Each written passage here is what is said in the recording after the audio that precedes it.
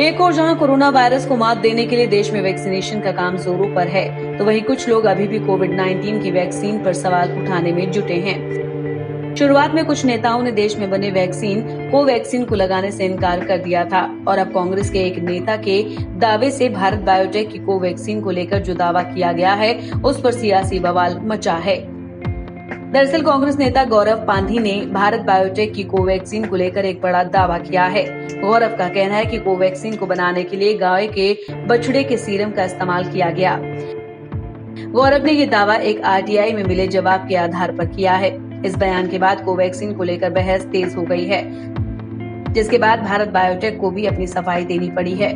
बकौल गौरव पांधी 20 दिन से कम उम्र वाले गाय के बछड़े के सीरम का इस्तेमाल कोवैक्सीन में किया जाता है। अगर ऐसा है तो सरकार की ओर से पहले इस बारे में जानकारी क्यों नहीं दी गई, क्योंकि इससे धार्मिक भावनाएं भी आहत हो सकती हैं। अपने ट्वीट में पांधी ने लिखा है कि एक आरटीआई के जवाब में मोदी सरकार ने माना है कि कोवैक्सीन में गाय के बछड़े के सीरम का इस्तेमाल होता है। इसमें 20 दिन से कम उम्र वाले बछड़े को मारकर उसका इस्तेमाल होता है। ये जघन्य अपराध है। ये जानकारी पहले ही सबके सामने आनी चाहिए।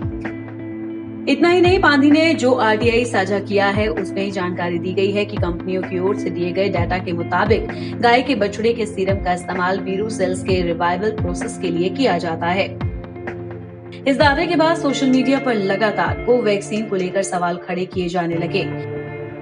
हालांकि तमाम सवालों के बीच भारत बायोटेक ने सफाई जारी की और कहा कि वायरल टीकों के निर्माण के लिए गाय के बछड़े के सीरम का इस्तेमाल किया जाता है। इनका इस्तेमाल सेल्स की ग्रोथ के लिए होता है, लेकिन SARS-CoV-2 वायरस की ग्रोथ या फाइनल फॉर्मूला में इसका इस्तेमाल नहीं हुआ है। भारत बायोटेक के मुताबिक कोवैक्सीन पूरी तरह से शुद्ध वैक्सीन है, जिसे सभी अशुद्धियों को हटाकर तैयार किया गया है।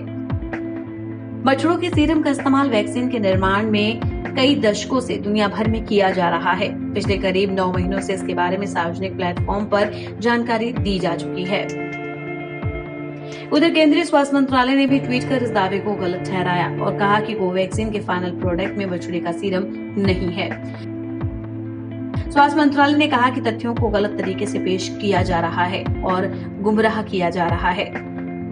आपको बता दें कि ये पहली बार नहीं है जब वैक्सीन को लेकर इस तरह के भ्रम फैले हैं।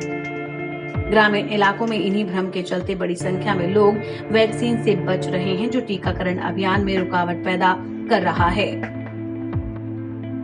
Bureau report.